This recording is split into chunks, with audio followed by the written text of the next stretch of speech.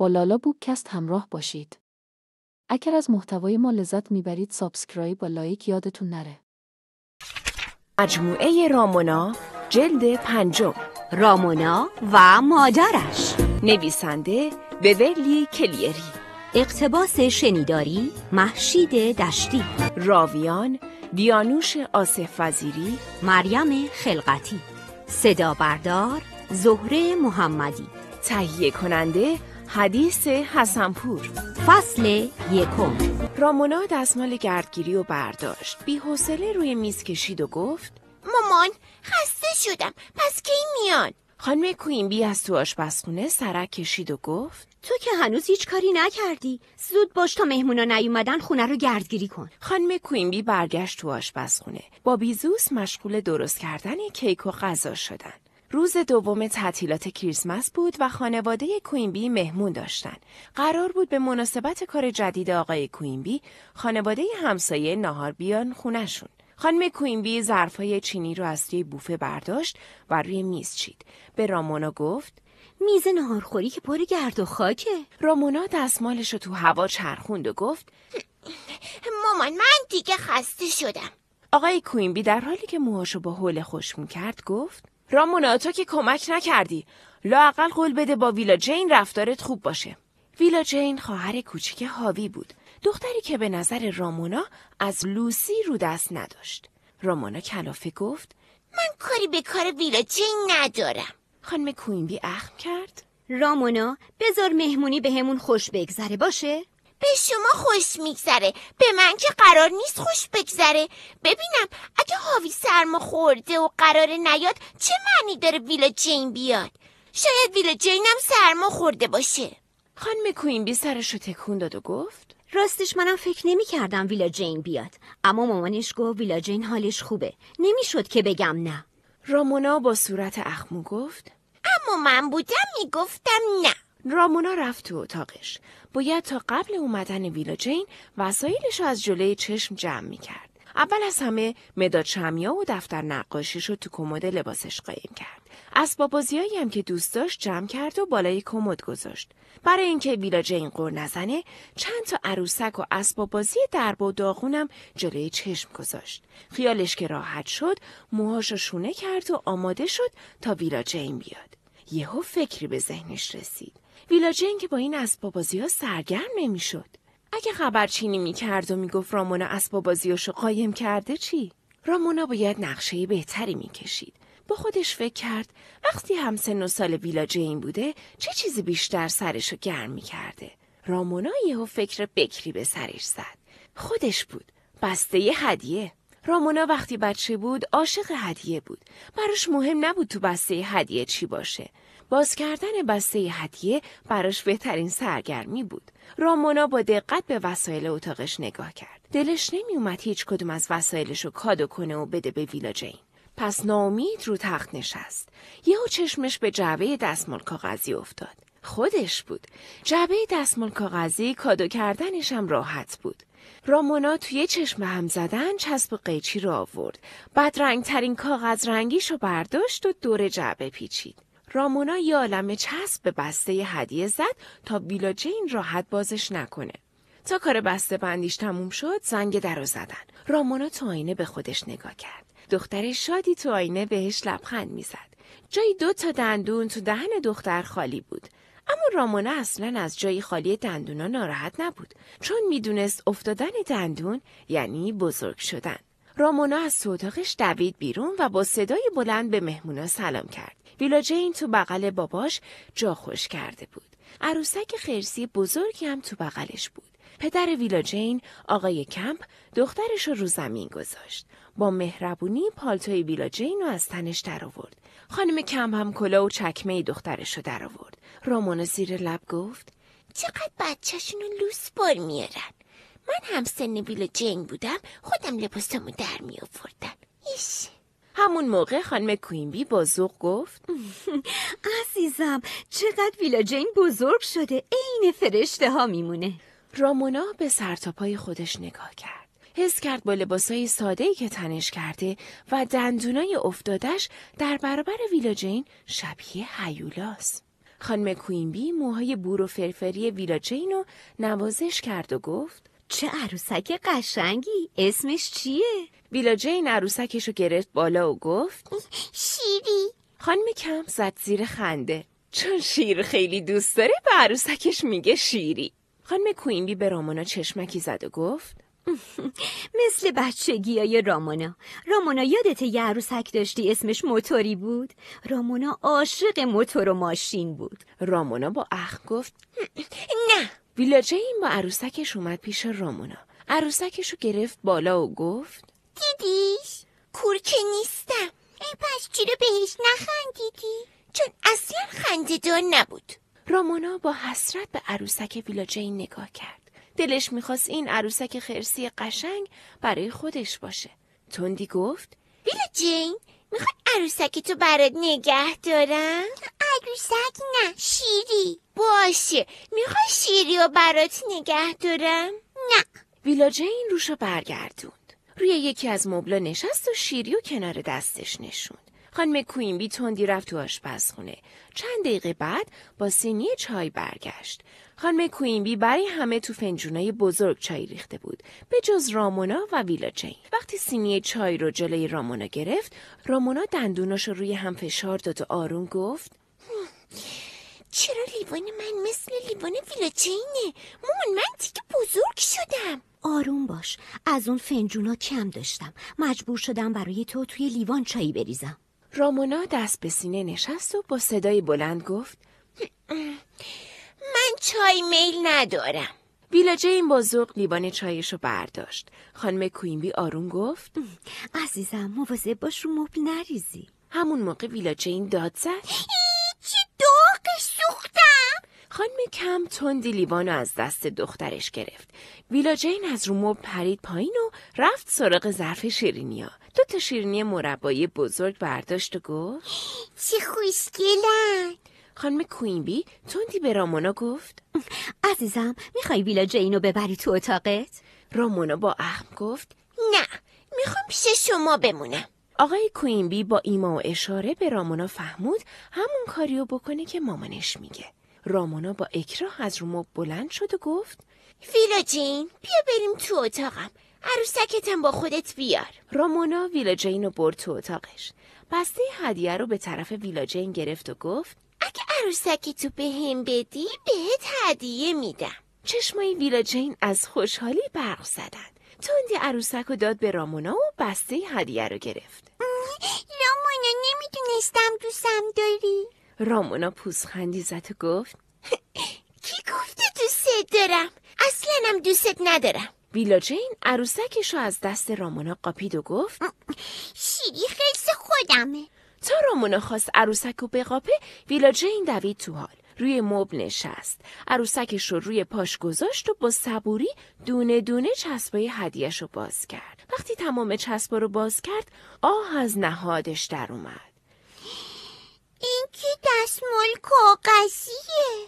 رامونا با زرنگی گفت به جاش همش واسه خودته. هر چقدر دلت میخواد ازش دستمال بکش بیرون. چشمای ویلا جین برق زد. آروم یکی از دستمالا رو از تو جعبه کشید بیرون. بعد یکی دیگه.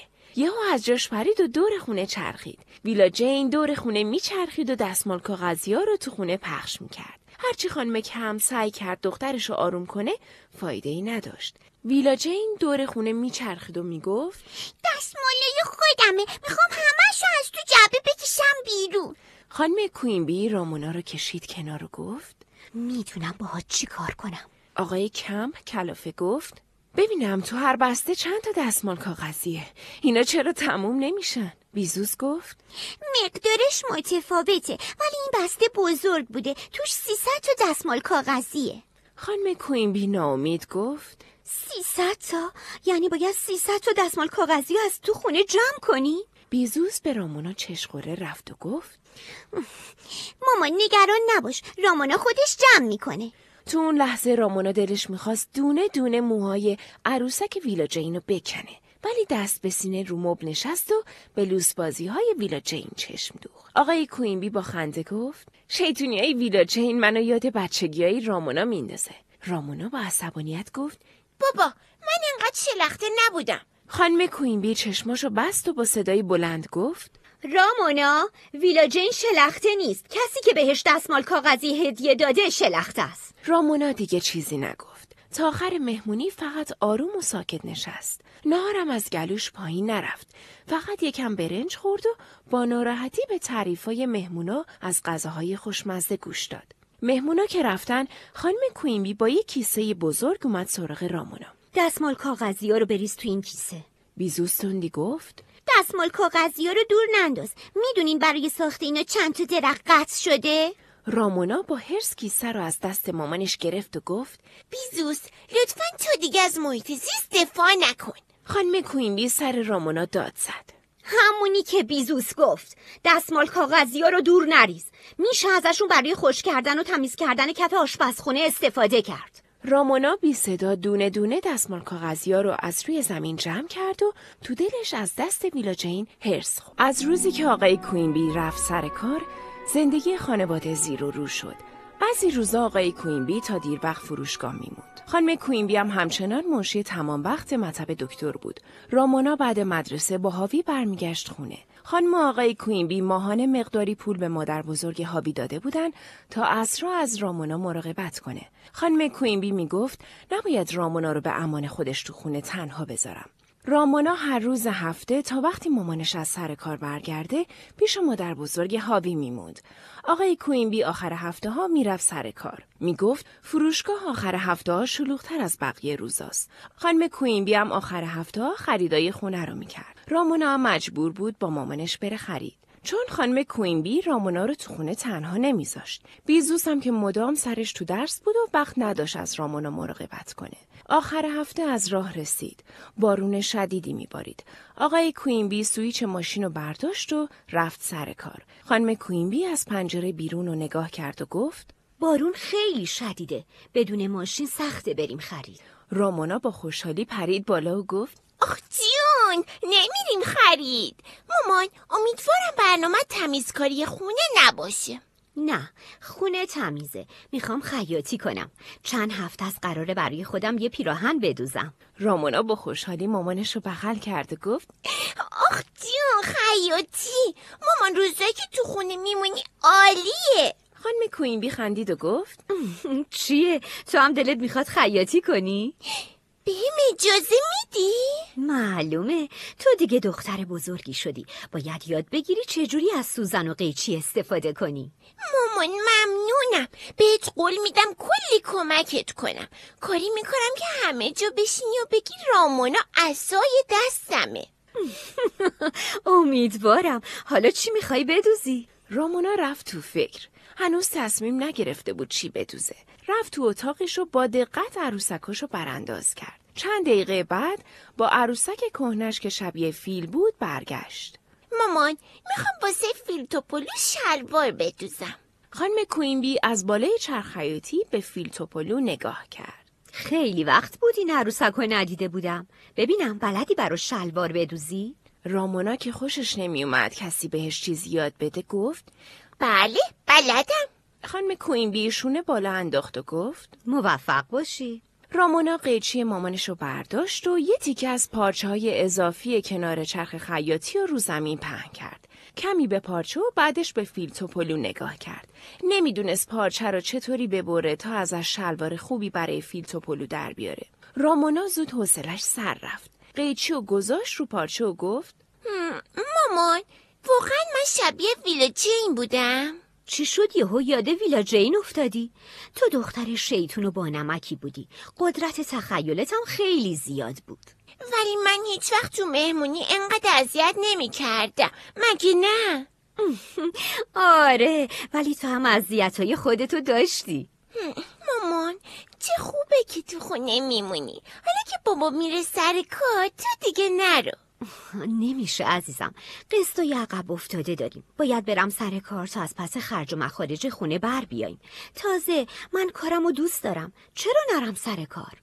بیزو سرش از رو کتاباش بلند کرد و گفت ای کاش بابا هم از کارش خوشش بیاد. خانم کوینبی آروم گفت باباتون کار قبلیشو خیلی دوست داشت. اما منم امیدوارم یواش یواش از این کارم خوشش بیاد. رامونا قیچی رو برداشت. پارچه رو شبیه شلوار برید و گفت مامان من شلوار رو بریدم، میشه با چرخ خیاطی بدوزمش؟ آره میشه، ولی قبلش باید خودم بهت طرز کارش رو یاد بدم. رامونا با بی‌حوصلگی گفت باشه.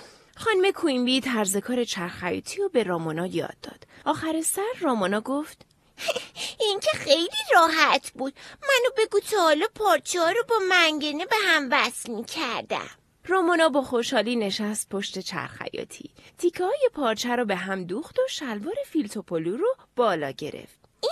از این رامونا شلوار رو پای فیلتوپولو کرد. اما هر کاری کرد شلوار از پای فیلتوپولو بالا نرفت. با ناراحتی گفت فیلی خیلی چاق شده، شلوار از پاش بالا نمیره. رامونا شلوار دوختن اونم برای فیل کار سختیه. منم نمیتونم برای عروسکت شلوار بدوزم. بیزوس تندی گفت خب براش دامن بدوز. رامونا با اخم گفت نه خیر، من میخوام شلوار بدوزم. من عاشق کارای سختم. باشه، ولی برای انجام کار سختم اول باید کارای ساده انجام بدی. من دوست دارم از همون اول کارای سخت بکنم. باشه، پس ناامید نشو، چون دنیا پر ناامیدیه. قرارم نیست با هر ناامیدی کوچیکی میدونو خالی کنیم. خودم میدونم زندگی منم پر از ناامیدیه. همین که باید هر شب زود بخوابم و حق ندارم فیلم ببینم یعنی ناامیدی. همین که 3 سال دنبال یه پلاک دوچرخه به اسم خودم میگردم و پیدا نمی کنم یعنی ناامیدی. اصلا من هیچ وقت تو زندگیم امیدوار نبودم. رامونا بس کن، چرا انقدر شلوغش میکنی؟ بس نمی کنم. چطور موقعی که بیزوس بد اخلاقی میکنه میگی به خاطر سنشه، اما چرا پس به من نمیگی؟ رامونا عصبانی فیلتوپولو رو گذاشت و رفت تو اتاقش. درم محکم پشت سرش بست. کمی که گذشت رامونا حوصله‌اش سر رفت. تو آینه به صورت اخمالوی خودش نگاه کرد. دختر توی آینه موهاش به هم ریخته و قیافه پکری داشت. رامونا به دختر تو آینه گفت میبینی؟ من نه انقدر بزرگ شدم که مثل بیزوس کمک دست مامان باشم، نه انقدر کوچیکم که مثل ویلاجین هر آتیشی دلم بخواد بسوزونم. تنها کاری که از پسش برمیام تنهایی هموم رفتنه. رامونا حولش رو برداشت و رفت هموم. دوش آبو باز کرد و زیرش وایساد تا اعصابش آروم بشه. اما فایده ای نداشت. با ناراحتی لبه وان نشست و دور و برش رو نگاه کرد. یهو چشمش به خمیر دندون بزرگ و نوعی افتاد که بالای روشویی بود. با خودش گفت همیشه آرزو داشتم یه لوله خمیر دندون تو ته خالی کنم. رامونا خمیر دندون رو برداشت و درش رو باز کرد و گفت چه بوی خوبی هم میده. یه ذره‌شو فشار بدم شاید اعصابم آروم بشه. رامونا خمیر دندون رو فشار داد. با خودش گفت آخیش اعصابم آروم شدم. رامونا به خمیر دندون نگاه کرد. با خودش گفت عجب داروی اعصابی. یه ذره دیگه هم خمیر دندون رو فشار داد. احساس کرد حالش لحظه به لحظه بهتر میشه. رامونا با فشار دادن لوله خمیر دندون تمام غم و غصه‌هاشو فراموش کرد. یهو به خودش اومد و دید خمیر دندون خالی شده و روشویی پر خمیر دندون نعناییه. با خودش گفت مثل کیک تولد خامه‌ای شده. رامونا با لذت به شاهکار هنریش خیره شد. همون موقع بیزوس در حمومو زد. رامونا چی کار میکنی؟ بیا بیرون دیگه کار دارم. رامونا هول شد. داد زد الان میام. بیزوس کمی منتظر شد، اما نه صدای شیر آب شنید نه رامونا اومد بیرون. یواشکی لای در رو باز کرد. تا رامونا خواست شاهکار هنریشو قایم کنه بیزوس جیغ کشید مامان، رامونا تمام خمیر دندونا رو خالی کرده تو روشویی. رامونا سر بیزوس داد زد از کی تا حالا به جز درخت و طرفدار خمیر دندونا هم شدی؟ بیزوس با حرص گفت فکر کردی چطوری گندتو جمع کنی؟ کاری نداره، با قاشق جمع میکنم، بعدم روشویی رو میشورم. خمیر دندونم میریزم توی کیسه پلاستیک. از این به بعد خواستیم مسواک بزنیم مسواکمون رو باید بکنیم تو کیسه. ای حالمو به هم زدی. رامونا شونه‌هاشو بالا انداخت و گفت تو خیلی نازک نارنجی هستی. یهو سر و کله خانم کوینبی پیدا شد. در حمومو کامل باز کرد. تا شاهکار رامونا رو دید وا رفت. تو کی میخوای بزرگ بشی؟ ویلا جینم همچین حماقتی نمیکنه. رامونا با خنده گفت شیطون گلم زد. خانم کوینبی نفس عمیقی کشید و گفت حرف نباشه. تمام خمیر دندونا رو میریزی تو شیشه. از این به بعدم مجبوری از همین خمیر دندون آلوده استفاده کنی تا تموم بشه. بیزوس با بدجنسی گفت فکر کنم اینجوری هیچ وقت دندونای دائمیش جای دندونای شیریش در نیان. رامونا زیر لب گفت مامان معذرت میخوام. قول میدم دیگه از این کارو نکنم. زود باش خرابکاری تو جمع کن. رامونا رفت تو آشپزخونه تا قاشق و کیسه بیاره. با اینکه از کارش پشیمون بود، ته دلش خوشحال بود. بالاخره یکی از آرزوهاش برآورده شده بود و یه قوطی خمیر دندون رو تنهایی خالی کرده بود. فصل دوم. چند روز بود مدام برای رامونا اتفاقای بد میافتاد. اتفاق بد پشت اتفاق بد. شروع اتفاقای بد با تذکر خانم کوینبی شروع شد. صبح رامونا تو راهرو میدوید که مامانش گفت رامونا با جوراب ندو، لیز میخوری. همون موقع باباش از دستشویی در اومد و گفت رامونا چرا با آینه روشویی آب میپاشی؟ بیزوس هم داد زد دمپاییام همیشه خیس میکنی. رامونا آروم گفت من که تازه بیدار شدم، هنوزم دستشویی نرفتم. آقای کوینبی کلافه گفت امروز رو نمیگیم، کلی میگیم. رامونا پاشو کوبید زمین و گفت شما همتون با من لج کردین. خانم کوینبی رامونا رو بوسید و با عجله کتشو تنش کرد و گفت من دیگه رفتم. صبونتون رو میزه. رامونا تو هم جای این حرفا یکم به حرف ما گوش کن. رامونا آروم و با ادب صبحونه‌شو خورد. حوصله نداشت دوباره بهانه دست بیزوس و بقیه بده.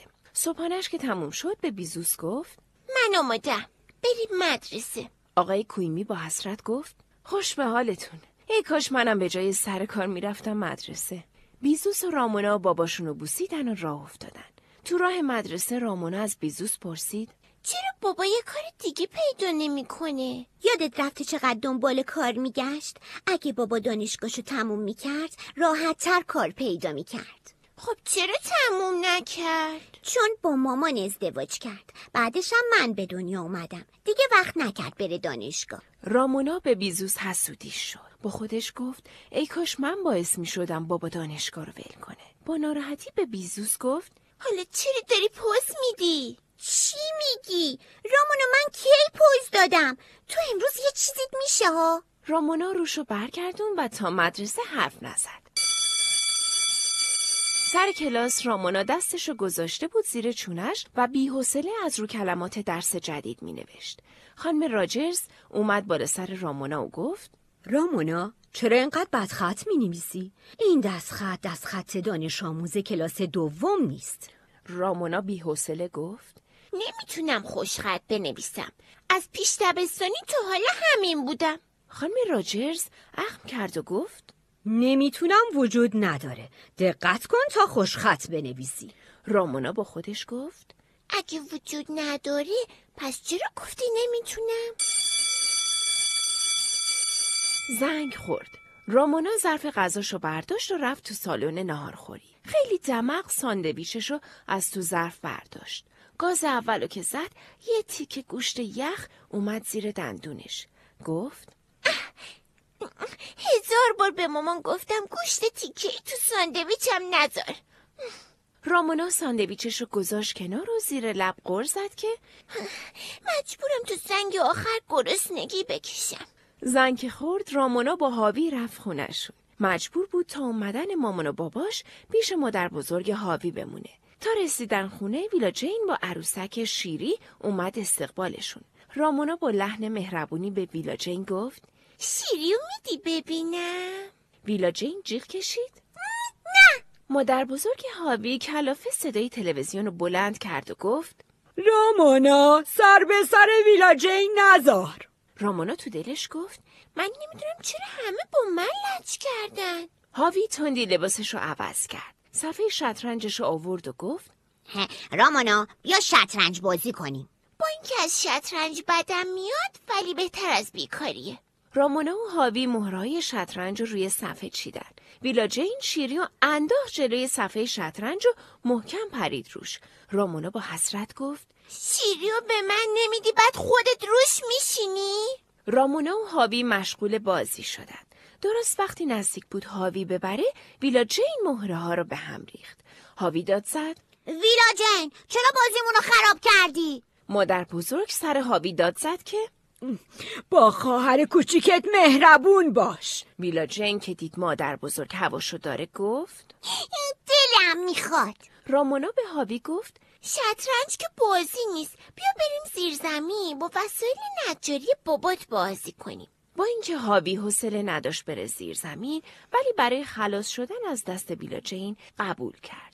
تو زیر زمین پر تخته و خورده های چوب بود. رامونا و هاوی مشغول شدن. تخته ها رو روی هم چیدن تا شبیه قایق شه. هاوی گفت حالا چجوری تخته‌ها رو به هم وصل کنیم؟ میخو چکش که خطرناکه. کاری نداره، با چسب‌نواری میچسبونیم. چسب نواری قدرت نداره چوبو نگه داره. باید با چسب مخصوص چوب این کارو بکنیم. مگه چسب مخصوص چوبم داریم؟ بله که داریم. اینم نمیدونستی؟ هاوی تندی قوطی چسب چوب آورد. رامونا و هاوی مشغول چسبکاری قایقشون شدن. به نظر رامونا چسب زدن به چوب از چسب زدن به کاغذم باحال‌تر بود. کارشون که تموم شد هاوی گفت حالا بیا قایقمون رو روی آب امتحان کنیم. رامونا و هاوی تندی رفتن خونه. وان حمومو پر آب کردن. قایقو گذاشتن توش. قایق رو آب شناور موند. رامونا و هاوی از ذوق رو پاشون بند نبودن. کمی که قایق رو روی آب حرکت دادن، رامونا حوصلش سر رفت. به هاوی گفت میگم بیا یه کار هیجان انگیزتر بکنیم. اون مایه‌ای که بالای قفسه حمومه رو میبینی؟ همون که رنگش آبیه. بیا اونو بریزیم تو وان تا رنگ آب رنگ اقیانوس واقعی بشه. ما که قدمون نمیرسه، نمیتونیم بیاریمش. رامونا با غرور گفت نمیتونم وجود نداره. من میرم لبه وان وای میستم. هر جور شده قوطی محلول رو برمیدارم و میدم بهت. هاوی ناچار شد قبول کنه. رامونا تندی پرید لبه وان. رو پنجه پاش وایساد. نوک انگشتش به محلول خورد. به سختی قوطی محلول رو هل داد تا بیاد نزدیکتر. بعد با یه حرکت قوطی رو گرفت. اما تا خواست محلول رو به هاوی بده تعادلش رو از دست داد. بعدم قوطی افتاد رو سر هاوی. یهو در قوطی باز شد و سر تا پای هاوی پر محلول آبی رنگ شد. هاوی با بغض گفت رامونا ببین چی کار کردی؟ من که از قصد نریختم. تازه تقصیر من نبود. مامانت در قوطی محکم نبسته بود. تقصیر اون بود. همون موقع مادر بزرگ هاوی داد زد. آهای شما دوتا چی کار میکنین؟ هاوی گفت مادر بزرگ اتفاق بدی برامون افتاده. مادر بزرگ هراسون اومد تو همون. با عقل به رامونا و هاوی نگاه کرد و گفت رامونا زود باش خودتو خوش کن. هاوی تو هم لباساتو در بیار بنداز تو ماشین لباسشویی. رامونا زیر لب گفت چطوری لباسمو خشک کنم؟ لباساتو در بیار بنداز رو شوفاژ. رامونا لباسش رو شوفاژ پهن کرد. یهو صدای جیغ ویلا جین بلند شد. مادر بزرگ کلافه گفت خستم کردین. بعد دوید پیش ویلا جین. رامونا هم پشت سر مادر بزرگ راه افتاد. اما قبل اینکه پاشو از تو همون بذاره بیرون، چشمش به کفشاش افتاد. مایه آبی رو کفشای چرم قهوه‌ایش ریخته بود و لکه‌های بدرنگ سبزی رو کفشش جا گذاشته بود. رامونا ناراحت به کفشش نگاه کرد. دوید پیش ویلا جین. ویلا جین قیچی بزرگ مادر بزرگ دستش بود و مثل ابر بهار گریه می‌کرد. مادر بزرگ با ترس گفت عزیزم چی شده؟ دستتو بریدی؟ نگران نباش الان زنگ میزنم اورژانس. ویلا جین عربده زد شیری مرد. مادر بزرگ نفس راحتی کشید و پرسید چی میگی؟ ویلا جین عروسکشو گرفت بالا. میخواستم ببینم استخوناش چه شکلیه اما پارش کردم. رامونا به شیری تیکه پاره شده نگاه کرد. با حسرت آهی کشید و گفت عروسک به این نرمی که استخون نداره. آخه چرا خرابش کردی؟ ویلا جین جیغ کشید شیری. مادر بزرگ به رامونا چشخوره رفت و گفت ویلا جین چیزی نشده، خودم دوباره عروسک تو میدوزم. چه فایده؟ مثل اولش که نمیشه. مادر بزرگ سر رامونا داد زد.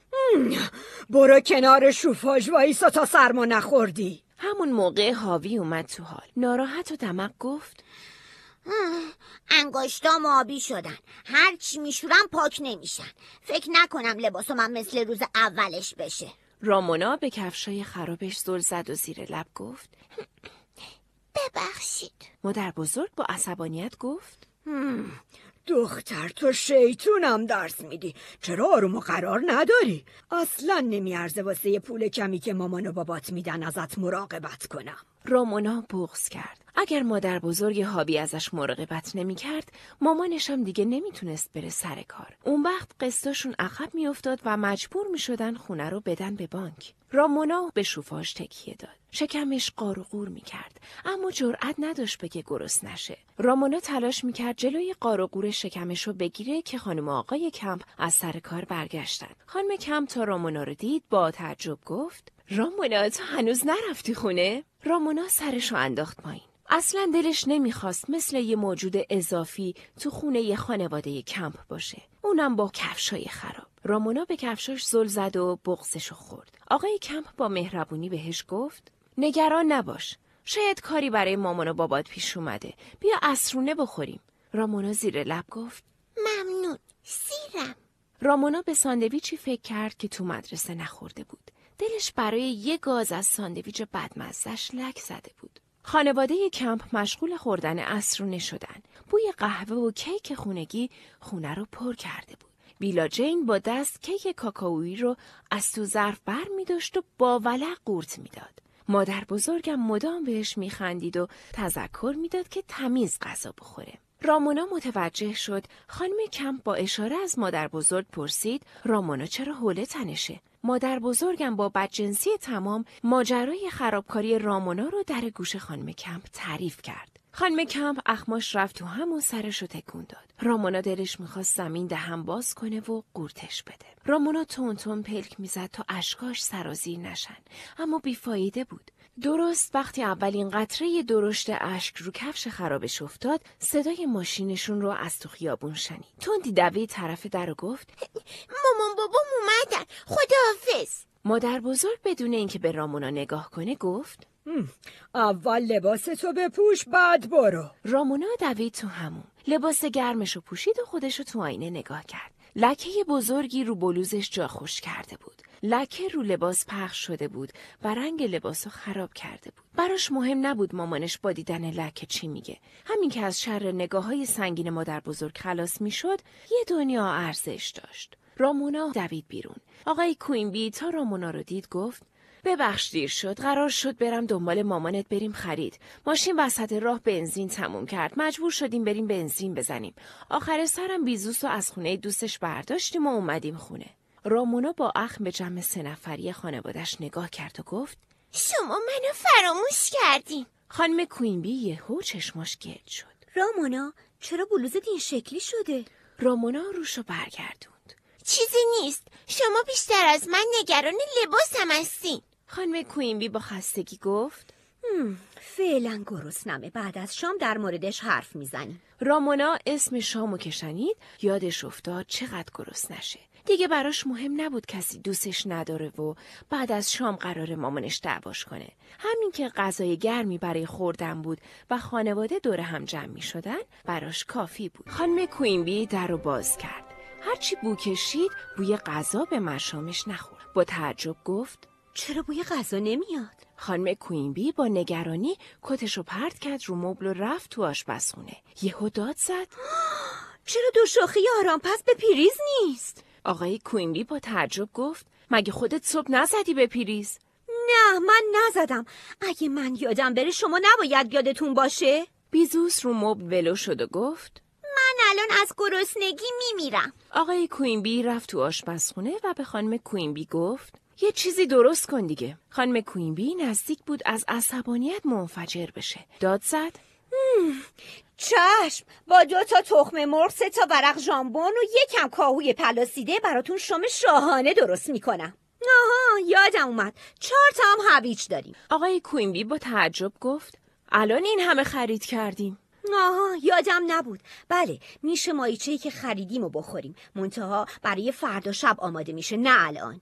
اگه هم با میوه شکممون سیر میشه، میوه زیاد داریم. بیزوس تندی گفت دعوا نکنید، من با همین کاهو و هویجا سالاد درست میکنم. نفری نصف ورق ژامبونم بهمون میرسه. آقای کوینبی تندی گفت کیک هم داریم، اینم از دسر، تازه تخم مرغم هست، چی از این بهتر؟ خانم کوینبی سرشو گذاشت روی میز و گفت بد نیست، خودتون یه کاریش بکنید. آقای کوینبی و بیزوس دست به کار شدن. بیزوس هویجا رو رنده کرد، کاهوها رو خورد کرد و روی هویجا ریخت. آقای کوینبی هم تخم مرغا رو نیمرو کرد و ژامبونا رو روشون خورد کرد. آقای کوینبی سر رامونا داد زد. رامونا، چرا این مجسمه وایسادی؟ بیا کمکمون کن. کیکو از توی یخچال در بیار و میزو بچین. خانم کوینبی سرشو از رو میز بلند کرد و گفت رامونا تو میزو بچین، خودم کیکو میارم. آقای کوینبی با طعنه گفت به قول مادر بزرگ خدا بیامرزم، بذار بچه ها بزرگ بشن. خانم کوینبی در یخچال باز کرد و گفت ببینم مادر بزرگت کار دیگه ای هم داشته یا فقط بلد بوده حرف بزنه؟ آقای کوینبی با عصبانیت گفت پشت سر مادر بزرگ من حرف نزنا. اون زن الگوی زندگیم بوده. زنای امروزی به گرد پاشم نمیرسن. خانم کوینبی با عصبانیت در یخچال بست. ببخشید توهین کردم. مادر بزرگ شما با تمام پیرزنای دنیا فرق داشته. بله، مادر بزرگ من زن بزرگی بوده. خانم کوینبی پوزخند زد و گفت اما مادر بزرگ من زن احمقی بوده. فقط مادر بزرگ جنابالی انقدر بیکار بوده که مدام حرف بزنه. رامونا و بیزوس با تعجب به هم نگاه کردن. مامان و باباشون واقعا دعوا می‌کردن، اونم سر مسائل پوچ و بی اهمیت. بیزوس داد زد بس کنید، چه خبرتونه؟ آقای کوینبی که نزدیک بود دود از کلش بلند شه، سر بیزوس داد زد تو دعوای بزرگترا دخالت نکن. بیزوس بی صدا سس مایونز رو برداشت و ریخ رو سالاد و حسابی هم زد و زیر لب گفت سالاد آماده است. آقای کوینبی هم مایتابه رو کوبوند روی میز. اینم از شام. خانم کوینبی با اخم ظرف کیک و کوبوند روی میز. رامونا آروم قاشق چنگالا رو میز چید و کنار بیزوس نشست. با اینکه خیلی گرسنش بود، غذا از گلوش پایین نمیرفت. رامونا به زور کمی غذا و سالاد خورد. بعد چنگالو لیست زد تا تمیز شه و باهاش کیک برداره. تا چنگالشو به ظرف کیک نزدیک کرد، آقای کوینبی فریاد زد کسی بهت یاد نداده چنگال دهنی تو به غذایی که همه ازش میخورن نزنی؟ رامونا تندی دستشو کشید کنار. آقای کوینبی چنگال تمیزی رو از تو کشوی کابینت در آورد تا برای رامونا کیکو ببره. تا چنگالو توی کیک فرو برد داد زد این کیک هم که نپخته است. بیزوس با تعجب گفت ولی بابا، مامان کیکو مثل همیشه درست کرده. دیشب که ازش خوردیم خوب بود. خانم کوینبی پشت چشمی نازک کرد و گفت من بلد نیستم کیک درست کنم. فقط مادر بزرگ ایشون کیک میپختن. آقای کوینبی گفت بله پس چی؟ کیکاش انقدر خوشمزه بودن که تو دهن آب میشد، نه مثل این. من نمیدونم این کیکه یا پاره آجر. خانم کوینبی قاشق و چنگالشو گذاشت رو میز و رفت تو حال. رامونا و بیزوس از ترس خشکشون زده بود. تو سکوت کمی کیک خوردن و میز غذا رو جمع کردن. خونه تو سکوت بدی فرو رفته بود. خانم کوینبی دست به سینه رو مبل نشسته بود و با اخم به همه نگاه میکرد. آقای کوینبی هم زل زده بود به تلویزیون و بیخودی کانالا رو عوض میکرد. ساعت 9 که شد، خانم کوینبی سر دخترها داد زد. تا من بهتون نگم نمیفهمین از وقت خوابتون گذشته؟ رامونا و بیزوس بی صدا رفتن تو اتاقشون. رامونا تو تختش دراز کشید و پتو رو کشید روی سرش. فکرای ناراحت کننده لحظه ای رهاش نمی کردن. اگر مامان و باباش مثل مامان و بابای دیوی از هم جدا می شدن، رامونا چی کار می کرد؟ بعدش باید پیش مامانش می موند یا پیش باباش؟ یعنی از بیزوس جدا می شد؟ تحمل دوری از بیزوس براش سخت بود. رامونا دلش میخواست گریه کنه تا آروم شه، ولی حس میکرد از نگرانی اشکاش خشک شدن. نیمه های شب رامونا با ترس از خواب پرید. دوباره یادش اومد چه اتفاقاتی افتاده. از جاش بلند شد و آروم رفت دم در اتاق بیزوس. بیزوس، بیداری؟ بیزوس تا صدای رامونا رو شنید تندی در رو باز کرد. تو هم خوابت نبرده؟ بیا تو اتاق من. رامونا و بیزوس تو تخت کنار هم دراز کشیدن. رامونا در گوش بیزوس گفت اگه مامان و بابا جداشن تو میری پیش مامان یا بابا؟ نمیدونم بیزوس، دلم برات تنگ میشه. بیزوس رامونا رو بغل کرد و گفت نگران نباش، خودم ازت مراقبت میکنم. ولی تو که هنوز بزرگ نشدی. رامونا ولش کن، شاید فقط یه دعوای ساده بوده، اما تا حالا اینطوری با هم دعوا نکرده بوده. بیزوس چشماشو بست و گفت نمیدونم، خیلی نگرانم. رامونا با صدای زنگ ساعت از خواب پرید. اول از اینکه خودش رو تخت بیزوس میدید جا خورد. بعد یهو یادش افتاد که دیشب چه اتفاقی افتاده. با ترس بیزوس رو صدا کرد. بیزوس بیدار شو. بیزوس چشماشو مالید و از خواب بیدار شد. رامونا و بیزوس دست همو گرفتن و با نگرانی در اتاق باز کردن. بوی قهوه و نون تازه حالشون رو جا آورد. با تردید وارد آشپزخونه شدن. خانم کوینبی سوت میزد و صابونه رو میچید. آقای کوینبی هم پاشو روی پاش انداخته بود و روزنامه میخوند. خانم کوینبی تا دخترها رو دید با خنده گفت صبح بخیر. بیزوس با اخم صندلی رو کشید و نشست روش. زیر لب گفت صبح بخیر. آقای کوینبی از بالای روزنامه به بیزوس زل زد. آهای دخترا، چرا انقدر بد اخلاقین؟ بیزوس با حرص گفت از خودتون و مامان بپرسین، دیشب یادتون رفته؟ خانم کوینبی با تعجب گفت دیشب مگه چی شد؟ رامونا یهو جیغ زد ما از نگرانی تا صبح خوابمون نبرد. شما حق نداریم با هم دعوا کنین. آقای کوینبی زد زیر خنده. چرا؟ چون آدم بزرگین. آدم بزرگا نه اشتباه میکنن نه دعوا. کی گفته؟ من میگم. شما از بچه هاتون توقع دارین همیشه کامل و بی‌نقص باشن. اون وقت خودتون اصلا رفتارهای درستی ندارین. خانم کوینبی رامونا و بیزوس رو بوسید و گفت دخترا آروم. خب ما هم گاهی وقتا عصبانی و خسته میشیم، بهمون حق بدین. بعدش هم اگه میخوایم رفتارتون بی عیب و نقص باشه، برای اینه که وقتی بزرگ شدین خستگیتون رو سر مادر بزرگ بیچارتون خالی نکنید. خانم کوینبی با آقای کوینبی چشمک زد و گفت مگه نه؟ رامونا دستشو گذاشت زیر چونش و گفت ولی دیگه از این کارا نکنیم باشه؟ خانم و آقای کوینبی با خنده گفتن چشم قربان، هرچی شما بگی. رامونا به زور جلوی خندش رو گرفت و گفت با من مثل بچه کوچولوها رفتار نکنی. فصل پایانی. آخر هفته خانم کوینبی تصمیم گرفت موهای دخترها رو کوتاه کنه. رامونا جلوی آینه ایستاد. خانم کوینبی با جدیت گفت تکون نخور وگرنه چتریات خراب میشه. رامونا کمی سرشو تکون داد و گفت باشه. خانم کوینبی دستشو گذاشت رو شونه رامونا و گفت میگم تکون نخور. خیلی سخته. خانم کوینبی آروم و با احتیاط چترای رامونا رو کوتاه کرد. خردهای مو ریخت رو دماغ رامونا. رامونا دستشو گذاشت جلوی بینیشو با صدای بلند عطسه کرد. خانم کوینبی نفس راحتی کشید و گفت یه لحظه زودتر عطسه کرده بودی کار خراب میشد. رامونا تو آینه به خودش نگاه کرد. دختری خندون با موهای چتری توی آینه بهش چشمک زد. رامونا مامانش رو بغل کرد و گفت خیلی خوشگل شدم، ممنونم. خانم کوینبی قیچیشو تو هوا باز و بسته کرد و گفت بعدی. بیزوس حوله رو روی موهای خیسش کشید و به مامانش نگاه کرد. خانم کوینبی گفت بیزوس زود باش، 1000 تا کار دارم. بیزوس حوله رو از رو سرش کشید پایین و گفت مامان من نمیخوام تو موامو کوتاه کنی. بیزوس این چه حرفیه؟ موهات خیلی بلند و نامرتب شده. ولی قشنگه. بیزوس جدیدن خیلی به ظاهرت اهمیت میدی. یادت نره رفتار زیبا خیلی مهمتر از ظاهر زیباست. بیزوس کلافه حولش رو تو دستش پیچوند و گفت مامان خیلی قدیمی فکر میکنی. اخمای خانم کوینبی رفت تو هم. معجب باش. بیزوس با خنده گفت مامان قبول کن یکم قدیمی فکر میکنی.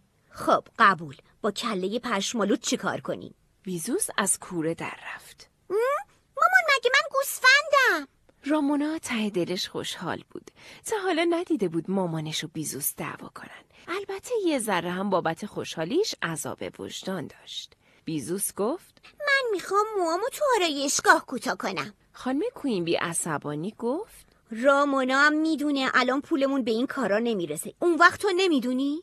چشمای رامونا گرد شدن. به مامانش نگاه کرد و گفت مامان من که چیزی نگفتم. تازه من میدونم که خیلی از بچهای مدرسه مثل ما موهاشونو تو خونه کوتاه میکنن. بیزوس سر رامونا داد زد. تو دیگه حرف نزن. خانم کوینبی با عصبانیت به بیزوس گفت بیزوس منطقی باش. نمیخوام منطقی باشم. اصلا چرا همیشه من باید منطقی باشم؟ تا کی؟ دیگه خسته شدم. منم میخوام مثل رامونا هر کاری دلم میخواد بکنم. خانم کوینبی رفت تو فکر. نگاهی به خونه به هم ریخته کرد. توی آشپزخونه سرک کشید و ظرفای نشسته صبحونه رو با دقت نگاه کرد. بعد گفت راستش منم از منطقی بودن خسته شدم. دلم میخواد برم توی دشت بزرگ زیر آفتاب بشینم و گل قاصدک فوت کنم. رامونا و بیزوس با تعجب به هم نگاه کردن. بیزوس گفت مامان تو این فصل که گل قاصدک نیست. تازه اگه هم بود نگاه کن چه بارونی میاد. آفتاب کجا بود؟ خانم کوینبی با حسرت گفت میدونم منطقی نیست. رامونا با چشمای غمگین مامانش رو نگاه کرد. برای اینکه خوشحالش کنه تندی گفت مامان من خیلی از موام خوشم اومده. خیلی دوست دارم تو موامو کوتاه کنی. بیزوس با حرص به رامونا نگاه کرد و گفت خود شیرین. بعدم رفت تو اتاقش. رامونا در گوش مامانش گفت مامان من خودشیرینم. نه من دخترامو خودشیرین بار نمیارم. خانم کوینبی رفت تو آشپزخونه. شیر آبو باز کرد و مشغول شستن ظرفا شد. تو خونه دیگه حرفی از کوتاه کردن موهای بیزوس نشد. بیزوس روز به روز موهاش بلندتر و نامرتبتر میشد. خانم کوینبی هم اصلا به روی خودش نمی آورد. آقای کوینبی هم مرتب سر میز شام به موهای بیزوس میخندید و میگفت یه ذره از اون موهای آشفتتو بده به من بذارم فرق سرم. ببین موهاش داره میریزه. بیزوس اصلا از شوخی باباش خوشش نمی اومد. اما حرفی هم نمی زد. بالاخره یه شب بیزوس کوتاه اومد و بعد از شام گفت مامان بیشتر بچه‌های کلاسمون موهاشونو تو آموزشگاه آرایشگری که سر خیابون باز شده کوتاه میکنن. تو آموزشگاه کارآموزای آرایشگری زیر نظر مربی موهای مشتری‌ها رو کوتاه میکنن. پولش هم خیلی کمتر از پول آرایشگاهه. خودم با پول تو جیبیم پولشو میدم. خانم کوینبی همونطور که به بشقاب غذاش خیره شده بود گفت باشه آخر هفته خودم میبرمت. چشمای بیزوس برق زدن. دستاشو محکم به هم کوبید و گفت مامان ممنونم. آخر هفته از راه رسید. هوا سرد بود و بارون شدیدی میبارید. خانم کوینبی که نمیخواست رامونا رو تو خونه تنها بذاره همراه رامونا و بیزوس رفت آموزشگاه آرایشگری. بیزوس خوشحال خندون پولشو تو کیفش گذاشته بود و آماده بود موهاشو همونطوری که دوست داره کوتاه کنه. خانمای خانواده کوینبی به آموزشگاه رسیدن.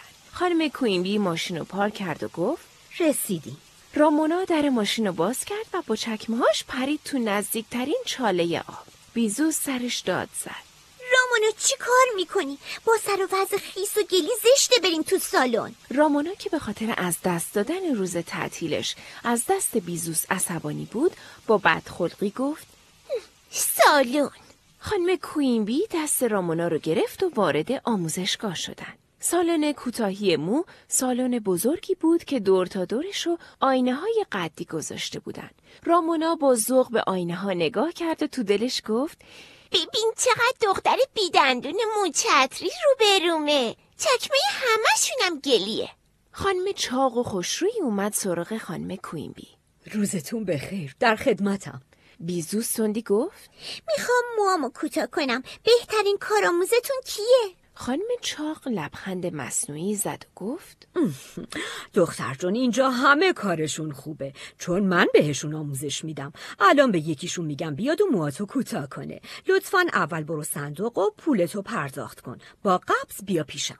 بیزوس با غرور در کیفشو باز کرد. پول رو به صندوق دار داد. بعد قبض کوتاهی مو رو به خانم چاق تحویل داد و گفت من آمادم. خانم کوینبی هاج و واج به بیزوس نگاه کرد. شک نداشت که این ادا و اطوارا رو از سریالای تلویزیونی یاد گرفته. رامونا و خانم کوینبی رو صندلیای چرمی گوشه سالن نشستن. خانم کوینبی یکی از مجله‌های مد قدیمی رو از روی میز برداشت و بی‌حوصله ورق زد. رامونا هم با دقت به مدلایی که عکسشون رو روی دیوار زده بودن نگاه کرد. یکی از مدل موها خیلی عجیب بود.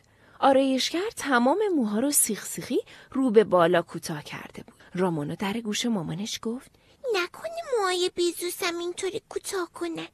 اصلا بهش نمیاد. خانم کوینبی خندید. نه، هر مدلی که بیزوس دلش بخواد کوتاه میکنن. رامونا طاقت نیاورد. آروم از جاش بلند شد و رفت ببینه چه بلایی سر موهای بیزوس میارن. خانم جوونی موهای بیزوس رو دسته دسته با کلیپس جمع میکرد. خانم چاقم بالای سرش وایساده بود و بهش میگفت که چی کار کنه. خانم چاق تا متوجه شد رامونا اومده کنارش گفت دختر کوچولو بشین پیش مامانت، حواسمون رو پرت میکنی. رامونا دوید پیش مامانش. نشست رو صندلی. پاهاشو به عقب و جلو تکون داد و هرچی شعر بلد بود خوند. اما خبری از بیزوس نشد. به مامانش گفت حوصله‌ام سر رفته. پس چرا نمیاد؟ صندوقدار که زن مهربون و خوشرویی بود به رامونا گفت میخوای تو هم بری موهاتو کوتاه کنی؟ رامونا تندی گفت ممنونم. ما داریم صرفه جویی میکنیم. موهای من و مامانم کوتاه میکنه. صندوقدار خندید و گفت چه مامان هنرمندی داری. خیلی موهاتو قشنگ کوتاه کرده. ولی اگه بخوای ما اینجا موهای بچهای زیر 10 سالو نصف قیمت بزرگا کوتاه میکنیم. خانم کوینبی تا این حرفو شنید مجله رو بست و گفت واقعا؟ چه عالی! رامونا، موهات نیاز به اصلاح اساسی داره. تو هم موهاتو کوتاه کن. رامونا که تا حالا آرایشگری موهاشو کوتاه نکرده بود حس کرد دیگه بزرگ شده. با ذوق پرید بالا و گفت رو کدوم صندلی بشینم؟ صندوقدار پول از خانم کوینبی گرفت و بهش قبض داد. بعدم رامونا رو راهنمایی کرد تا رو صندلی مخصوص بچه‌ها بشینه. دختر جوونی اومد بالا سر رامونا. بهش سلام کرد و گفت چه دختر معلوسی. الان موهاتو برات خوشگل میکنم. دختر جوون موهای رامونا رو با شامپوی خوشبویی شست. بعدم آب گرم و گرفت رو سرش و حسابی رامونا رو سر کیف آورد. دختر جوون موهای رامونا رو با حوله‌ای به نرمی پرقو خوش کرد و گفت خب بیا بریم سراغ کوتاهی. خانم چاق اومد بالا سر دختر جوون و گفت حواست باشه کوتاه کردن موهای بچه‌ها با بزرگترها فرق داره. چتریاشو زیادی کوتاه نکنی. دور موهاش هم گرد بزن. آرایشگر دست به کار شد. تونتون قیچی رو به موهای رامونا میزد و دسته دسته مو رو زمین میریخت. آرایشگر اومد جلوی رامونا وایساد و گفت خب حالا نوبت چتریاته. چشماتو ببند و تکون نخور. رامونا که از خوشحالی تو پوست خودش نمی گنجید مثل مجسمه نشست و چشماشو بست. چند لحظه بعد دختر گفت تموم شد. حالا چشماتو باز کن. رامونا آروم چشماشو باز کرد. دختری با صورت خندون، موهای گرد و چتریهای بامزه روبروش نشسته بود. رامونا با ذوق گفت این منم. چترم شبیه قلب شده. وسطش بلنده، کناراش کوتاه. دختر جوون گفت صبر کن موهاتو سشوار بکشم تا خوشگل تر بشی. دختر جوون موهای خیس رامونا رو سشوار کشید. باد گرم سشوار حال رامونا رو جا آورد. دلش میخواست رو همون صندلی گرم و نرم بخوابه. با خجالت گفت ببخشید میشه سشوار رو چکممم بگیرین؟ از بس خیس پاهم یخ زده. خانم جوون به دور و برش نگاه کرد. وقتی دید خانم چاق مشغول موهای بیزوسه آروم گفت آره ولی به کسی نگو. باد گرم سشوار پاهای رامونا رو گرم کرد. خمیازه‌ای کشید و چشماش گرم شد. همون موقع خانم چاق اومد بالا سرش. به به چه دختر نازی شدی. کارآموزایی که مشتری نداشتن دور رامونا جمع شدن و همه ازش تعریف کردن. دختر جوان پیشبند رامونا رو باز کرد و فرستادش پیش خانم کوینبی. خانم کوینبی تا رامونا رو دید مجله رو بست و گفت واه، یه تیکه ماه شدی. رامونا پرید بغل مامانش. یهو مامانش مات و مبهوت به روبروش خیره شد. رامونا با تعجب برگشت ببینه مامانش چی دیده. بیزوس با موهای پوش داده شده و چترهای کج به دیوار چسبیده بود. بیزوس مثل دختر بچه‌ای شده بود که موهای پیرزنی رو سرشه. خانم کوینبی لبخند زورکی زد و گفت دخترم خیلی خوشگل شدی. بیزوس بغضشو خورد و گفت ممنون. رامونا تو سکوت همراه مامانش و بیزوس رفت سوار ماشین شد. تا خانم کوینبی ماشین رو روشن کرد، بیزوس زد زیر گریه. خیلی زشت شدم. تمام پول نازنینم رو دادم تا قیافم این شکلی بشه. خانم کوینبی بیزوس دلداری داد و گفت عزیزم خیلی هم بد نشده. پف موهاتم برای اسپری حالت دهنده است. به شوری پفش میخوابه. رامونا از تو آینه ماشین به خودش نگاه کرد. یهو دلش گرفت. دوست داشت بیزوس هم مثل خودش خوشگل میشد. بیزوس موهاشو شست و با حوله خوش کرد. خوشبختانه پف موهاش خوابید، اما مدلش اصلاً اون مدلی نبود که انتظارشو داشت. خانم کوینبی لبخندی به بیزوس زد و گفت موهات خیلی قشنگ شده، مبارکت باشه. بیزوس که میدونست مامانش برای دلخوشی این حرفو میزنه، شونه‌هاشو بالا انداخت و رفت تو اتاقش. شب که آقای کوینبی اومد خونه، با تعجب به دختراش نگاه کرد و با خوشحالی گفت رامونا چقدر خوشگل شدی. خانم کوینبی تندی گفت بیزوس هم خیلی خوشگل شده مگه نه؟ آقای کوینبی گفت آره بدک نیست. رامونا به باباش گفت بابا لباس خوابمو نپوشیدم تا یه وقت موام خراب نشه. دیدی موام چقدر خوبه؟ آقای کوینبی گفت آره دخترم، ولی حالا دیگه برو لباساتو عوض کن. ولی اگه بلوزمو درارم میخوره به موامو خرابش میکنه. مهم نیست، من که موهاتو دیدم. رامونا با احتیاط بلوزشو درآورد و لباس خوابشو پوشید. تندی جلوی آینه وایساد تا ببینه موهاش خراب شدن یا نه. خوشبختانه موهاش تکون نخورده بودن. رامونا مثل خرگوش پرید وسط حال. خانم کوینبی گفت خرگوش کوچولوی من چطوره؟ رامونا دماغشو تکون داد و گفت عالی. یهو خانم کوینبی گفت ای وای رامونا، کی لباس خوابت برات اینقدر کوچیک شد؟ بچرخ ببینم. رامونا مثل خرگوش دماغشو تکون میداد و دور خودش میچرخید. خانم کوینبی گفت باید یه لباس خواب جدید بپوشی. این دیگه خیلی برات کوچیک شده. رامونا با ناراحتی گفت منظورت از لباس خواب جدید همون لباس خوابیه که برای بیزوس کوچیک شده؟ خانم کوینبی خندید. نه خیر، منظورم لباس خواب جدید واقعیه. چند وقت پیش از حراجی برات لباس خریدم. صبر کن الان میارمش. خانم کوینبی لباس خواب از تو کمد لباسا آورد. لباس خواب جدید سفید بود و روش پر از بادکنک‌های رنگی بود. رامونا با ذوق لباسو گرفت و گفت آخ جون، لباس نو. رامونا با احتیاط لباس خوابو تنش کرد تا موهاش خراب نشه. بعد مثل خرگوش پرید بالا و پایین و گفت خیلی خوبه، خیلی خوبه، فقط یه سر بزرگه. خانم کوینبی آستینای لباسو تا زد. پاچه‌های شلوارم 2 تا زد و گفت مهم نیست، این جنس پارچه ها آب میرن. 2 بار بشوری اندازت میشه. برای رامونا مهم نبود لباس خوابش چقدر بزرگه. همین که صاحب اولش بود براش بس بود. رامونا با صدای زنگ ساعت از خواب بیدار شد. با خوشحالی به لباس جدیدش نگاه کرد و از رو تخت پرید پایین. تا رامونا وارد آشپزخونه شد، خانم کوینبی گفت رامونا چرا لباستو عوض نکردی؟ رامونا خندید. نه ترس مامان، با لباس خواب نمیرم مدرسه، من دیگه بزرگ شدم. رامونا نشست پشت میز و صبحانه‌شو خورد.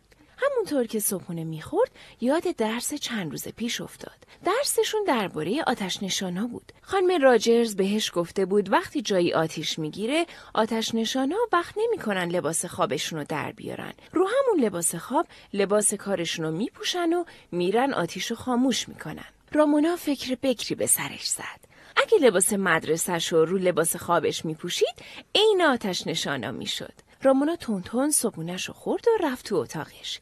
لباس مدرسه‌ش رو لباس خواب جدیدش پوشید. برای جا کردن پاچای تازده شلوارش تو شلوار مدرسه خیلی سختی کشید، اما مهم نبود. به زحمتش میارزید. رامونا مثل مامورای آتش نشانی چکمه‌هاش رو پاش کرد و راه افتاد طرف مدرسه. لباسهای رامونا اصلاً مناسب هوای گرم و مه‌آلود بهاری نبود. حس می‌کرد تو تنش آتیش روشن شده، اما به روی خودش نیاورد و تا مدرسه دوید. با خودش گفت مهم نیست، مامورای آتش نشانی هم همین گرما رو برای نجات جون آدم‌ها تحمل میکنن.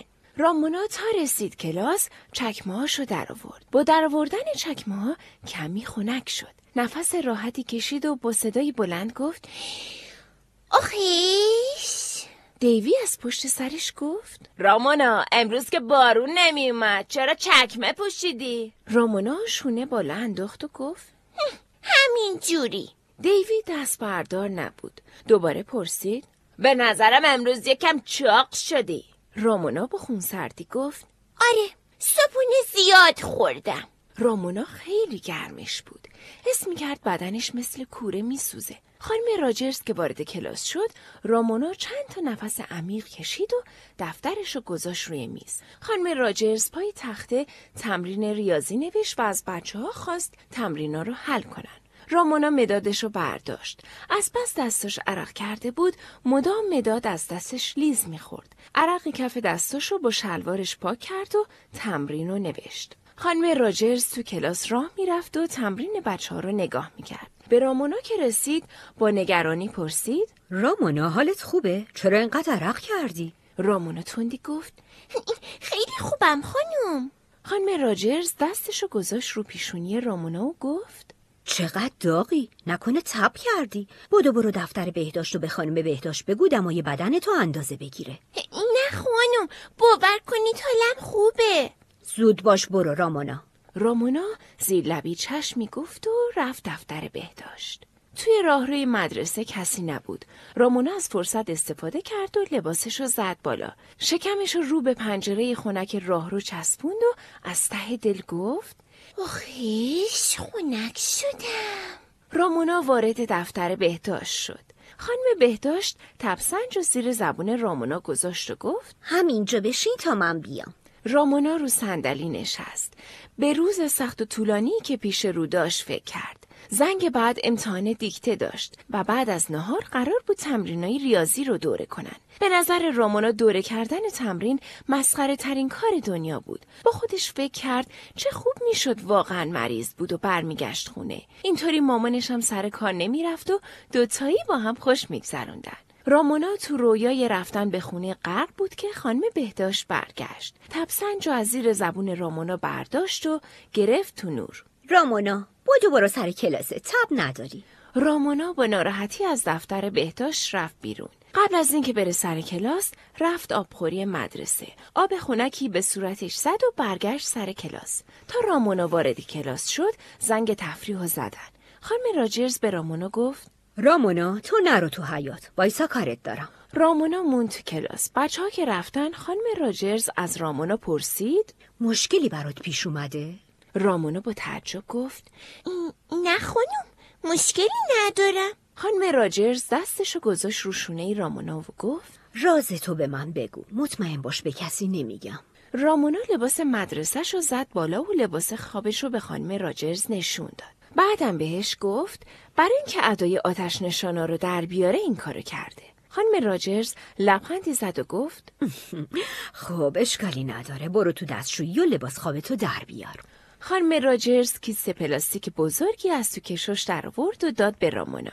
لباستو تا کن و بذار تو این کیسه تا کثیف نشه. رامونا با خجالت گفت نمیتونم لباسمو تا کنم. رامونا مگه بهت نگفتم نمیتونم وجود نداره؟ رامونا کیسه پلاستیک رو گرفت و گفت باشه تا میکنم، فقط قول میدین به مامانم چیزی نگین، اگه بفهمه عصبانی میشه. معلومه که قول میدم، خیالت راحت باشه. رامونا دوید تو دستشویی، لباس خوابشو در آورد و تو کیسه پلاستیک گذاشت. بعدم اومد سر کلاس و آروم کیسه رو ته جامیزیش قایم کرد. بچه‌ها هاج و واج به رامونا نگاه میکردن. رامونا هم دیر اومده بود سر کلاس، هم پلاستیک مشکوکی دستش بود. اما خانم راجرز چیزی بهش نگفته بود. خانم راجرز چشمکی به رامونا زد و گفت حل شد؟ درسو شروع کنیم؟ قلب رامونا از عشق به معلمش گرم شد. وجود یه راز بین خودش و معلم عزیزش بهترین حس دنیا بود. رامونا یاد گرفته بود اسمشو با حروف شکسته بنویسه. انقدر از شکسته نویسی اسمش ذوق زده بود که همه جا اسمشو با حروف شکسته مینوشت. رو پاکت غذاش، رو کاغذ رنگیای ولو شده توی خونه و دفتر نقاشیش پر رامونا کوینبی با حروف شکسته بود. اما بیشترین جایی که رامونا دوست داشت اسمشو بنویسه آینه بخار کرده همون بود. رامونا برای بار 1000م اسمشو روی آینه بخار گرفته نوشت و پاک کرد. مامانش از بیرون همون گفت رامونا بیا بیرون، شام سرد شد. رامونا تندی موهاشو خوش کرد و اومد بیرون. مامانش و بیزوس رو کاناپه نشسته بودن و دوتایی به مجله مد نگاه میکردن. رامونا از اینکه مامانش و بیزوس دوباره با هم صمیمی شده بودن لجش گرفت. با حرص گفت پس شام کو؟ خانم کوینبی با حواس پرتی گفت الان میارم، یه دقیقه صبر کن. بیزوس با ذوق گفت رامونا اینجا طرز کوتاه کردن مو رو آموزش داده. قرار مامان موامو همون جوری کوتاه کنه که دوست دارم. رامونا به بیزوس دهن‌کجی کرد و گفت فایده نداره، هر کاری کنی موات بریخته. خانم کوینبی با خنده گفت رامونا حسود نباش. رامونا شونه‌هاشو انداخت بالا و رفت تو آشپزخونه، پشت میز نشست و داد زد من گشنمه. بیزوس و خانم کوینبی رفتن تو آشپزخونه و شامو حاضر کردن. آقای کوینبی تا اومد تو آشپزخونه گفت رامونا چرا لباس خواب جدیدتو نپوشیدی؟ رامونا که لباس خوابشو تو جامیزی مدرسه جا گذاشته بود گفت موقع خواب میپوشم. رامونا رفت تو فکر. آخر هفته بود و تا 2 روز دیگه لباس خواب تو مدرسه میموند. دلش نمیخواست به خانوادش بگه چه اتفاقی افتاده. تندی از جاش پرید و گفت من سیر شدم، شب بخیر. خانم کوینبی با تعجب گفت تو که هنوز چیزی نخوردی. رامونا جواب نداد. تندی رفت تو اتاقش و در و بست. لباس خواب قدیمیشو پوشید و رفت توی تختش. پتو هم تا زیر گوشش کشید بالا و داد زد من خوابیدم. نصف شب نیاین بوسم کنینا. اگه میخواین بوسم کنین همین الان بیاین. آقای کوینبی اومد تو اتاق. با تعجب گفت رامونا فردا تعطیله. چرا انقدر زود میخوابی؟ رامونا خمیازه ساختگی کشید و گفت خیلی خستم. خانم کوینبی هم اومد تو اتاق رامونا. رامونا رو بوسید و پرسید سردته؟ رامونا با تعجب گفت نه، چطور مگه؟ اگه سردت نیست چرا پتو رو اینقدر بالا کشیدی؟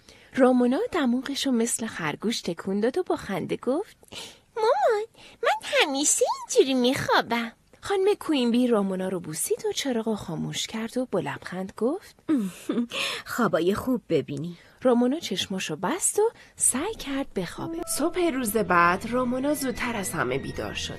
تندی لباس خوابشو عوض کرد و رفت تو هال. رو مبل منتظر نشست تا بقیه بیدار شن. اول از همه آقای کوینبی از خواب بیدار شد. کش و قوسی به بدنش داد و اومد تو هال. رامونا رو که دید جا خورد.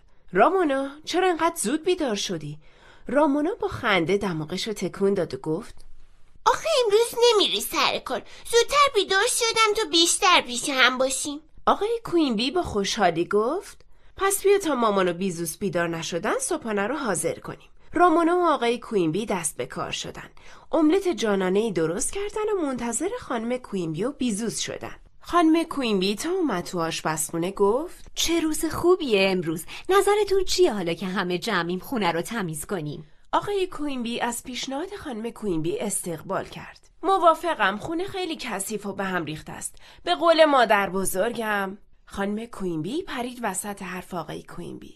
خواهش میکنم روز آفتابی قشنگمونو با حرفای مادر بزرگت خراب نکن. آقای کوینبی با شیطنت خندید و گفت قبوله. رامونا که اصلا از کار خونه خوشش نمی اومد با ناراحتی گفت ولی من میخواستم امروز پیشرفتم تو اسکیتو به بابا نشون بدم. آقای کوینبی گفت اول خونه رو تمیز میکنیم، بعد میریم اسکیت بازی. برو بیزوسو بیدار کن. رامونا بی‌حوصله رفت تو اتاق بیزوس. بیزوسو بیدار کرد و همگی با هم صبحانه‌شون رو خوردن. بعد از صبحانه آقای کوینبی گفت: رامونا، تو روزنامه‌های رومیز رو بردار ببر زیر زمین پیش روزنامه‌های باطله. بیزوس تو هم گردگیری کن. خانم کوینبی با آقای کوینبی گفت: منم آشپزخونه رو جمع و جور میکنم. لطفاً تو هم حمومو تمیز کن. بیزوس تندی خونه رو گردگیری کرد. بعد جارو برقی رو برداشت و مشغول جارو زدن شد. رامونا از زیر زمین اومد بالا. تا دید جارو برقی روشنه پرید جلوش و گفت: بیزوس، اگه راست میگی بیا منو بگیر. بیزوس با جارو برقی دنبال رامونا کرد. خانم کوینبی از تو آشپزخونه داد زد: بازی بسه. رامونا که حوصله کار کردن نداشت زود رفت پشت کاناپه قایم شد تا کسی بهش کار نده. همون موقع صدای زنگ تلفن بلند شد. خانم کوینبی گوشی آشپزخونه رو برداشت. رامونا که از پشت کاناپه صدای مامانش رو نمیشنید 4 دست و پا رفت زیر میز آشپزخونه و گوش وایساد. خانم کوینبی ابروهاش رو داده بود بالا و سرش رو تکون میداد و مدام میگفت: که اینطور. رامونا تو فکر بود که کی زنگ زده که مامانش گفت: خانم راجرز، ممنونم که منو مطلع کردین. رامونا تا اسم خانم راجرز رو شنید از زیر میز پرید بیرون و داد زد: خانم راجرز بود؟ ازش متنفرم. مگه قرار نبود راز منو به شما نگه؟ خانم کوینبی با تعجب گفت: رامونا، این چه طرز حرف زدنه؟ مؤدب باش. رامونا جیغ زد: چیه؟ حالی که فهمیدی میخوای بهم بخندی؟ رامونا آروم بگیر. نمیخوام، از خانم راجرز متنفرم. آقای کوینبی که از جیغ و داد رامونا ترسیده بود از همون پرید بیرون. رامونا چی شده؟ آتیش گرفتی؟ ای کاش آتیش میگرفتم، ولی خانم راجرز نمیگفت. خانم راجرز بهم قول داده بود رازمو به کسی نگم، اما الان زنگ زد و به مامان گفتم لباس خوابمو تو مدرسه جا گذاشتم. خانم آقای کوینبی با هم گفتن: چی؟ رامونا حق به جانب گفت: از قصدی که جا نذاشتم، یادم رفت بیارمش خونه. خانم کوینبی پرسید: خب چرا برده بودیش مدرسه؟ بیزوس زد زیر خنده و گفت: حتما میخواسته به دوستاش نشون بده. رامونا جیغ زد: نه خیر، میخواستم آتش نشان بشم. اصلا هیچ کس منو دوست نداره. هر چقدر دلتون میخواد به من بخندید، اما من هیچ کدومتون رو نمیبخشم. یه روز از کارتون پشیمون میشین که فقط بیزوس رو دوست داشتین و منو جدی نمیگرفتین. بیزوس تا این حرفو شنید مثل گوجه فرنگی سرخ شد. چی؟ منو دوست دارن؟ یه نگاه به در یخچال بنداز. از بس نقاشی تو رو زدن رنگ یخچال پیدا نیست. هر جایی سرمو میگردونم اسم رامونا کوینبیو میبینم که با خط شکسته نوشته شده. رامونا تو هر کاری دلت میخواد میکنی، اما من چی؟ من باید مدام کمک مامان کنم و منطقی باشم. تو تا 100 سالگی بازم بچه و مسئولیتی نداری، اما من از وقتی تو به دنیا اومدی مجبور شدم مثل آدم بزرگا رفتار کنم. خانم کوینبی با تعجب به بیزوس و رامونا نگاه کرد و گفت: سخنرانیتون تموم شد؟ رامونا گفت: نه، من بازم حرف دارم. شما اگه منو دوست داشتین منو نمیذاشتین پیش مامان بزرگ هابی. تازه مامان بزرگ هابی هم ازم متنفره. هر چی اتفاق بد میفته میندازه گردن من. آقای کوینبی کلافه گفت: سرم رفت، چقدر غر میزنی؟ رامونا که دید حقو بهش نمیدن گفت: حالا که اینطور شد من از این خونه میرم. رامونا توقع داشت با گفتن این حرف مامان و باباش بهش التماس کنن بمونه، اما مامانش با خونسردی گفت: کی به سلامتی؟ رامونا پاشو کوبید زمین. همین الان. خودتو لوس نکن. رامونا صبر کرد تا مامان و باباش یه چیزی بگن، اما خانم آقای کوینبی سکوت کردن. رامونا جدی گفت: چمدونم کجاست؟ خانم کوینبی خیلی خونسرد گفت: برو وسایلتو جمع کن، الان برات چمدونم میارم. رامونا رفت تو اتاقش. هاج و واج خودشو تو آینه نگاه کرد. خانم کوینبی با چمدون بزرگی اومد تو اتاق رامونا. در چمدون رو باز کرد و گذاشت روی تخت. خب بیا با هم چمدونتو ببندی. رامونا با حرص کشوی لباسشو باز کرد. هر چی لباس داشت برداشت و ریخت تو چمدون. خانم کوینبی با خنده گفت: لباسا رو تا کن تا جای کمتری بگیرن. ببینم کفش اسکیتتو نمیبری؟ رامونا کفشای اسکیتش رو از زیر تخت در آورد. معلومه که میبرم. خب پس کفشو بذار ته چمدون، بعد لباسا رو روش بچین. آهان خوب شد یادم اومد، الان برمیگردم. خانم کوینبی تندی از اتاق رفت بیرون. 2 دقیقه بعد با چند تا موز و بسته بیسکویت برگشت. بیا اینا هم بذار روی وسایلت تا اگه گشنت شد بخوری. رامونا با هرس موزه و بیسکویت ها رو روی لباساش گذاشت. خانم کوینبی با خنده چند تا کتاب داستانم بهش داد. اینا رو هم بذار تا شبا قبل از خواب بخونی. رامونا کتابا رو گذاشت تو چمدون.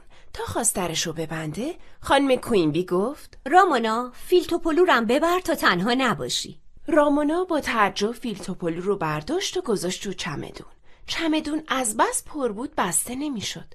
خانم کوینبی گفت: بذار من ببندمش.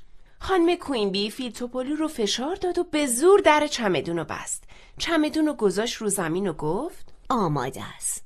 رامونا دسته چمدون رو گرفت، اما از بس چمدون سنگین بود از جاش تکون نمیخورد. خانم کوینبی با خنده گفت: چرا نمیری؟ چی میدونم، خیلی سنگینه. کمکم میکنی؟ نه، هر کی میخواد از خونه بره خودش وسایلشو میبره. رامونا زیر لب گفت: کلک زدی تو از خونه نرم. آره؟ خانم کوینبی رامونا رو محکم بغل کرد. من بدون رامونا چجوری تو این خونه زندگی کنم؟ رامونا حس کرد قلبش گرم شده. سرش رو شونه مامانش گذاشت و گفت: چی بوی خوبی میدی مامان. خانم کوینبی رامونا رو محکم تر بغل کرد.